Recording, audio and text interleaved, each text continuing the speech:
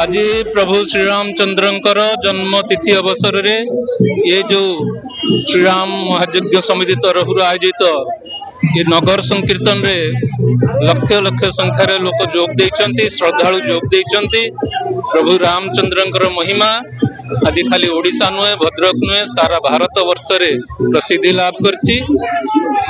अयोध्या रे प्रभु रामललांकर मंदिर प्रतिष्ठा पर एवं रामलला प्राण प्रतिष्ठा पर समस्ते गोटे डोरी रे बंधा होती।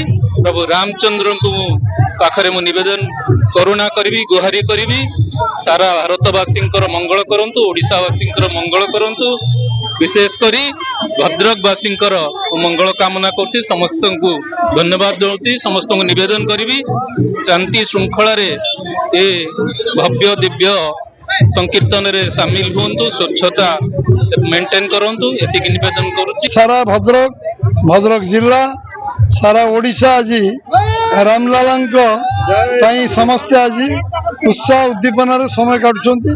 मंदिर प्राण प्रतिष्ठा पर उत्साह द्विगुणित बढ़ी एवं आज सबुआडे गैरिकम होइछि, पूरा जिला गैरिकम होइछि, सारा राज्य गैरिकम होइछि।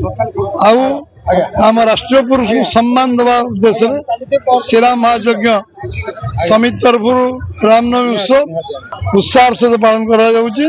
सारा भद्रक शहर एकाकी एकजुट एकाकार सब वर्गर लोक सामिल होती, आबाल बुद्धवंत सामिल आपण मैंने देखुवे भद्रक ठारे धूमधाम रे सब वर्ष भली ए वर्ष मध्य रामनवमी पालन होउछि। सर्वप्रथम मु ओडिशा रो अगणित नागरिक तथा भद्रक रो समस्त भाई भौणी मानक शुभेच्छा जनाउछि। एवं आपण जानिथिबे भद्रक गोटे भाईचारार सहर। मु आज एते पवित्र रामनवमी रे मु श्री राम को पाखरे प्रार्थना करुच्ची जे सदा सर्वदा भद्रक माटी उपरे तांकर शुभ दृष्टि रहू, समस्त मनोकामना पूरण करंतु, तत्सहित शांतिटा जमती बजाय रहिबो सेतिपाई मु श्री राम को पाखरे प्रार्थना करुच्ची। आप देखुथिबे लक्ष लक्ष श्रद्धालु आज रास्ता रे जाई प्रभु राम को प्रार्थना करुचंती। ये गोटे देखिवा जिनस आप सारा भारत रे ये गोटे नियारा सहर भद्रक, जोटे कि ईद को हिंदू माने पालन करथांती एवं राम नवमी तथा दीपावली को मुसलमान मान मध्य तेतले शामिल होइथांती। तेणु ये गोटे भद्रक सहर रे एते संख्या रे राम नवमी रे श्रद्धालु माने आसी राम को पूजा करुचंती।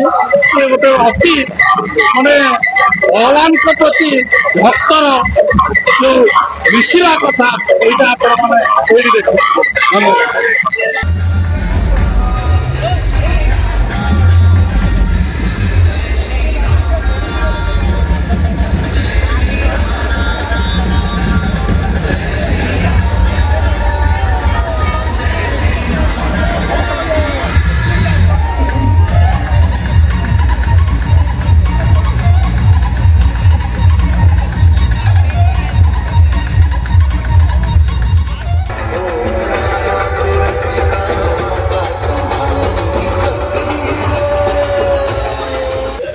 पवित्र रामनवमी उत्सव कौन रखियो सूचना?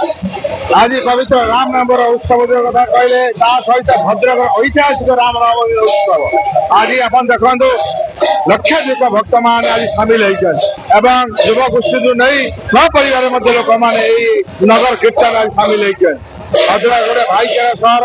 आपण मैंने देखिए एठू रेल गुड़िक जीव जो पूरा बजार अंचल प्रवेश कर माइनॉरिटी कम्युनिटी भाई मैंने अपेक्षा कर प्रत्येक मेढ़ को स्वागत करने सहित जलपान व्यवस्था कर एक भाईचार प्रतीक या सारा भारत वर्ष को एक निर्वाचन आसूची प्रत्येक युवक युवती आप स्थानीय विधायक थे आज स्थान परिवर्तन युवक युवती मान कौन सूचना रखा शुणु स्थान परिवर्तन हो पाए कि मो जन्म माटी एवं समस्त युवक युवक मोर गोटे कथा ये रामनवमी को प्रत्येक वर्ष यही धूमधाम पालन करने सहित शांति श्रृंखला सहित पालन करने भाईचार सहित पालन करने रामनवमी उत्सव भद्रकर परिचय ସମଗ୍ର ଦେଶରେ ରାମନବମୀ ଉତ୍ସବ ଯେଭଳି ଭାବରେ ଆନନ୍ଦ ଉଲ୍ଲାସରେ ଏଠି ପାଳିତ ହଉଛି, ମୋ ଜାଣିବାରେ ଭାରତ ବର୍ଷର କୌଣସି କ୍ଷେତ୍ରରେ ଏଭଳି ପାଳିତ ହଉଥିବାର ମୁଁ ଭାବିପାରୁ ନାହିଁ। ଯୋଉ ରାକ୍ଷସ ମାନଙ୍କର ଯୋଉ ଅତ୍ୟାଚାର ଦେବତା ମାନେ ସହ୍ୟ କରି ନ ପାରିବାରୁ ଭଗବାନଙ୍କ ପାଖରେ ପ୍ରାର୍ଥନା କରିଥିଲେ କିଭଳି ଭାବରେ ସେମାନେ ସେଥିରୁ ରକ୍ଷା ପାଇବେ। ଭଗବାନ ବିଷ୍ଣୁ ସେତେବେଳେ ଅନୁଭବ କଲେ ଯଦି ମଣିଷ ରୂପରେ ତାଙ୍କୁ ଜନ୍ମ ନ ନିଅନ୍ତି ତାହେଲେ ରାକ୍ଷସକୁ ମାରିବା ସହଜ ହବ ନାହିଁ। ସେଥିପାଇଁ ସେ ସପ୍ତମ ଅବତାର ରୂପରେ ତୃତୀୟା ଯୁଗରେ ରାମ ଅବତାରରେ ଜନ୍ମଗ୍ରହଣ କଲେ ଏବଂ ସେ ସମୟର ରାବଣ ଭଳି ରାକ୍ଷସ ଯିଏକି ବିଭିନ୍ନ ଦୁଷ୍କର୍ମ ସହିତ ସମ୍ପୃକ୍ତ, ନାରୀ ନିର୍ଯାତନାଠୁ ଆରମ୍ଭ କରି ବିଭିନ୍ନ ହିଂସା ସହିତ ଜଡ଼ିତ ଥିଲେ, ତାର ଲୋପ କଲେ, ସୁଶାସନ ପ୍ରତିଷ୍ଠା କଲେ ଏବଂ ଯାହା ପାଇଁ ସମଗ୍ର ଦେଶରେ ବର୍ତ୍ତମାନ ସୁଦ୍ଧା ଆମେ କହୁଛନ୍ତି ଯେ ଆମେ ରାମଙ୍କ ଶାସନ ପରି ଶାସନ ଚାହୁଁଛୁ। ଆପଣ ଜାଣିଛନ୍ତି ଯେ ସେତେବେଳେ ମଧ୍ୟ ଶ୍ରୀରାମଚନ୍ଦ୍ର ସୀତାଙ୍କୁ ତ୍ୟାଗ କରିବା ପାଇଁ ମଧ୍ୟ ମାନସିକ ସ୍ତରରେ ପ୍ରସ୍ତୁତ ହେଲେ। ଯୋଉ ଲୋକ ନିଜ ଲୋକଙ୍କ ପାଇଁ ନିଜ ସ୍ତ୍ରୀ ସୀତା ପରି ସତୀ ସୀତା ପରି ସ୍ତ୍ରୀକୁ ତ୍ୟାଗ କରିପାରନ୍ତି ଏବଂ ସୁଶାସନ ଦେଇ ଇତିହାସ ସୃଷ୍ଟି କରିପାରନ୍ତି, ମୋର ଯୁବ ସମାଜକୁ ଅନୁରୋଧ, ଆମେ ଯଦି ସମାଜରୁ ହିଂସା ଦେଶ ନିର୍ଯାତନା ଦୂର କରି ଏକ ସୁନ୍ଦର ସମାଜ ଗଠନ କରିପାରିବା ତାହେଲେ ଶ୍ରୀରାମଚନ୍ଦ୍ରଙ୍କ ପ୍ରତି ନିଶ୍ଚିତ ଭାବରେ ଇଏ ଗୋଟିଏ ଆମର ଶ୍ରେଷ୍ଠ ଶ୍ରଦ୍ଧାଞ୍ଜଳି ହେବ।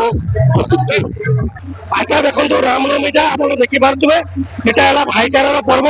ଭଦ୍ରକଟା ହେଲା ଆମର ତ ଭଦ୍ରକ ରାମନବମୀଟା ଆପଣ ଜାଣିଥିବେ ଏଟା ପୁରା ଭାରତ ବର୍ଷରେ 5 ନମ୍ବରରେ ଯାଉଛି। କଣ ପାଇଁ ନା କେବଳ ଏ ଭାଇଚାରା ପାଇଁ, କାରଣ ଏଟା ଉଭୟ ପକ୍ଷ ଉଭୟ ସମୁଦାୟ ହିନ୍ଦୁ ମୁସଲିମ ମିଶିକି ଏ ଜିନିଷଟାକୁ ପାଳନ କରନ୍ତି।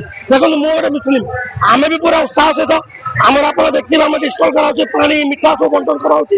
ଯେମିତି ଆମର ଇଦ୍ ମିଲାଦ୍ ନବୀ ମହରମରେ ଆମର ହିନ୍ଦୁ ଭାଇ ମାନେ ବି ସେମାନେ ତାଙ୍କର ମିଠା ପାଣି ସବୁ ବଣ୍ଟନ କରନ୍ତି। ଏଟା ଗୋଟେ ଭାଇଚାରାର ପର୍ବ, ଏଟାକୁ ସମସ୍ତେ ଉଭୟ ପକ୍ଷ ଉଭୟ ସମୁଦାୟ ୟାକୁ ମିଶିକି ପାଳନ କରନ୍ତି, ସେଇଥିପାଇଁ ଏଟା ପ୍ରସିଦ୍ଧ।